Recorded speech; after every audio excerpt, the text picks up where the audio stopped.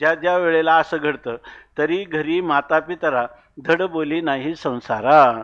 या ठिकाणी संसार म्हणजे व्यवहार. व्यवहारामध्ये आई आणि वडील यांच्या संबंधाने त्यांच्याजवळ बसून काही बोलावं, त्यांच्याशी काही संवाद करावा असं मात्र त्याचं नाही.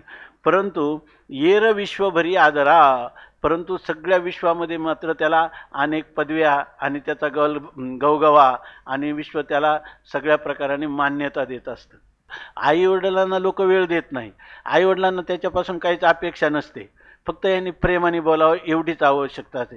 आई वडील खरे ते असतात की ज्यांच्या अनेक प्रकारचे दुःख त्यांना शारीरिक मानसिक ते सुद्धा मुलांना सांगावं असं त्यांना वाटत नाही. खरे आई वडील संस्कारी आई वडील आहे तर ते त्यांना सांगत नाही, त्यांना क्लेश होऊ नये याच्यासाठी जतन करत असतात. परंतु हा त्यांच्याशी नीट बोलत सुद्धा नाही. आणि विश्वामध्ये मात्र हे आमदार मंत्री खासदार सगळीकडे त्याला सगळ्या समाजामध्ये सगळ्या दशक्रियांना जायला वेळ मिळतो, सगळ्यांच्या लग्नाला जायला वेळ मिळतो, पण आई वडिलांना वेळ द्यायला राहत नाही, ही गोष्ट आहे. आणि म्हणून ह्या ज्या आश्रमांच्या वृद्धाश्रमाच्या संख्या इतक्या वाढत चालल्या की त्या जागा मिळत नाही.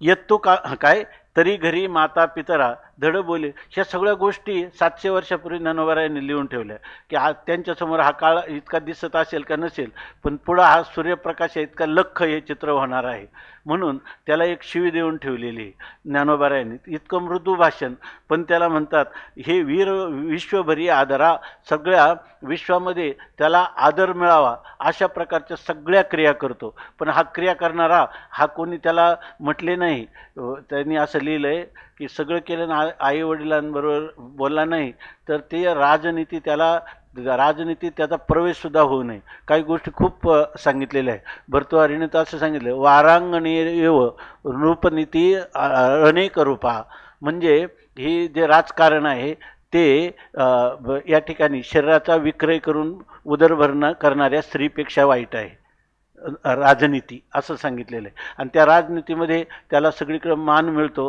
परंतु त्याला ज्ञानेश्वर महाराज असा कोणी राजनीतिज्ञ असं म्हणत नाही, मूर्खो जायचा. हा ज्ञानेश्वर महाराजांना सर्वात जास्त त्यांचं अंतकरण रागावलं तर मूर्ख मूढ गावंडी एवढं म्हणण्यापर्यंत जातं. त्याच्या पुढं कुठं त्यांची मजलच जात नाही माऊलींचे, तर याला मात्र मूर्ख असं म्हटलेलं आहे.